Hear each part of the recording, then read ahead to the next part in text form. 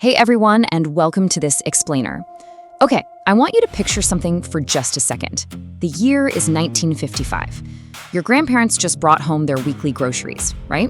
We're talking basic staples: flour, sugar, a side of beef, maybe a whole bushel of apples. There are no prepackaged microwave meals, definitely no designer labels, and absolutely no $7 artisanal coffees.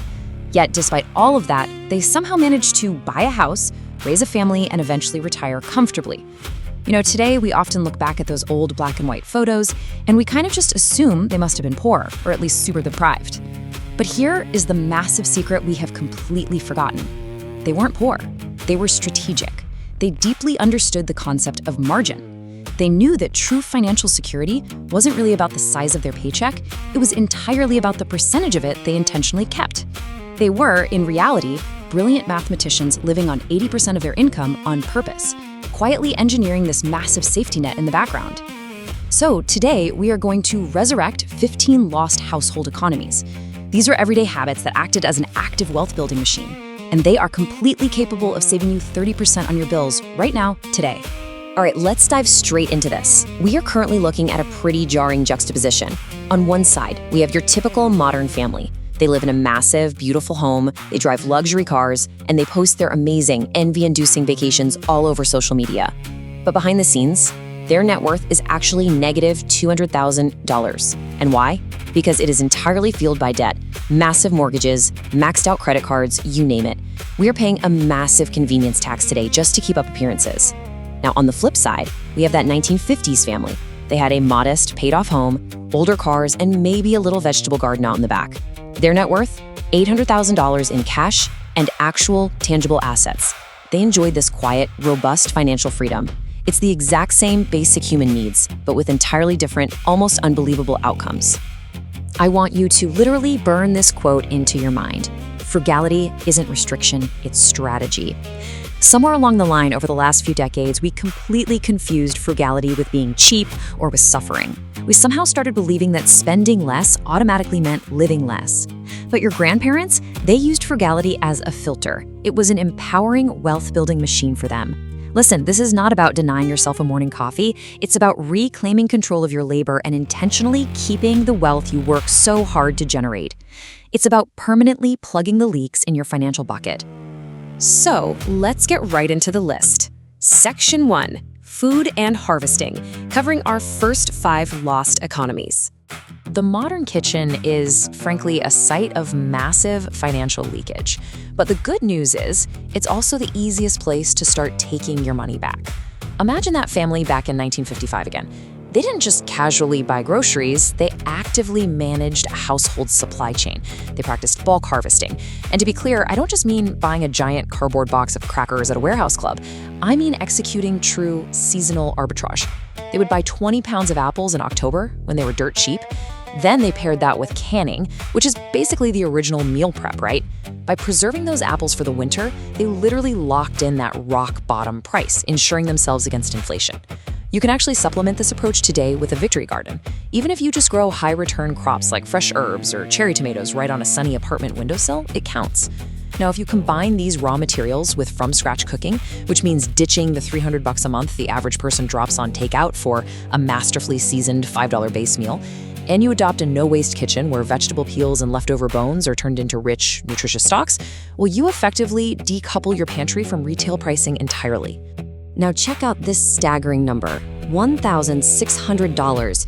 What's really interesting about this is that this number represents the 218 pounds of food the average American wastes every single year.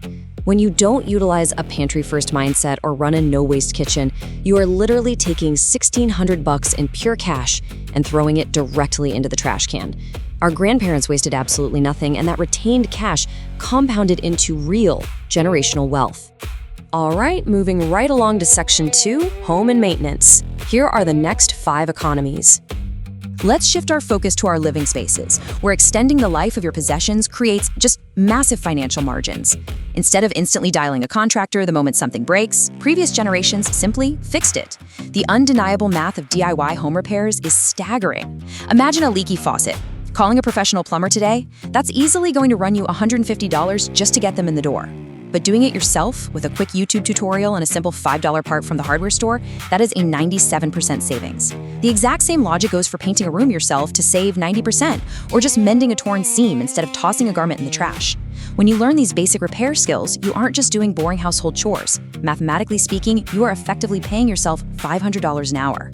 And going beyond just fixing a pipe or stitching a torn shirt, you have this slow fashion revolution of actually making your own clothes, which keeps you entirely off the endless retail trend treadmill. Then there are energy audits.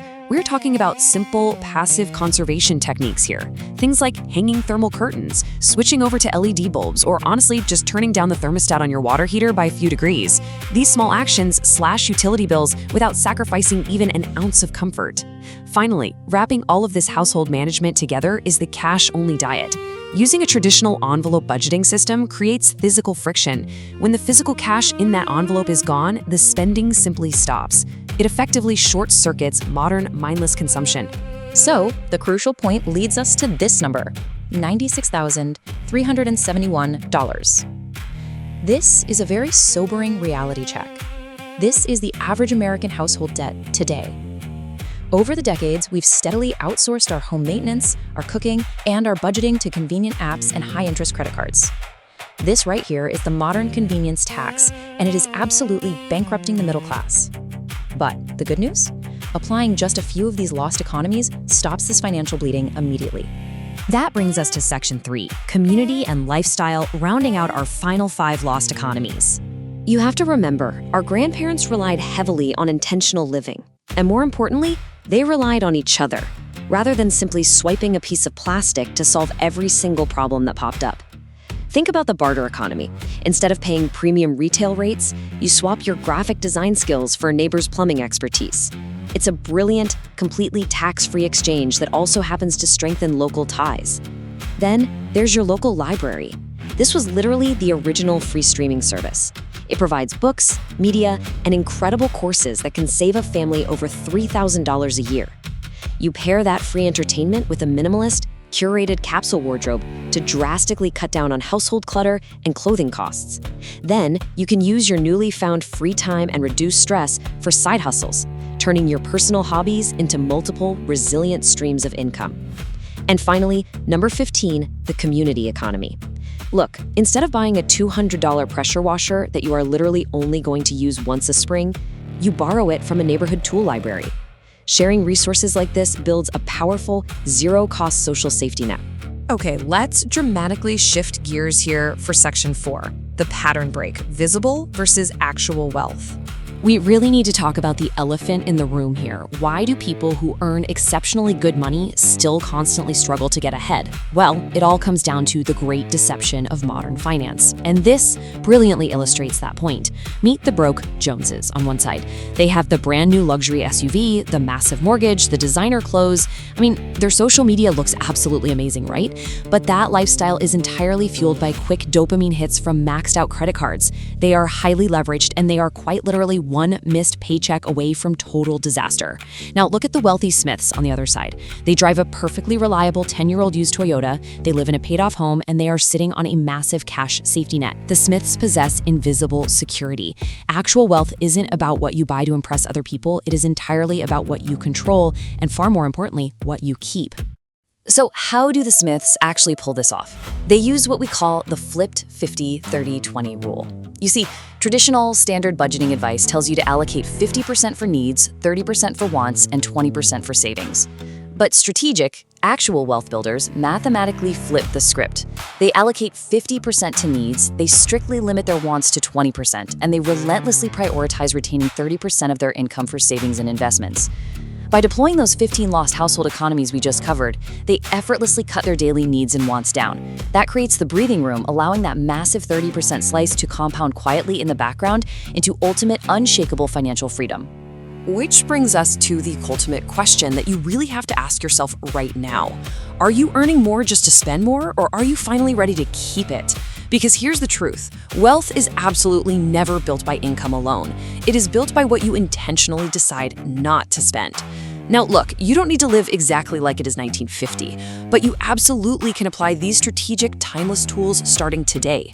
Reclaim the value of your labor, patch the holes in your financial bucket, and start building a lasting legacy. Here's a challenge for you. Pick just one of these 15 economies this week. Just one.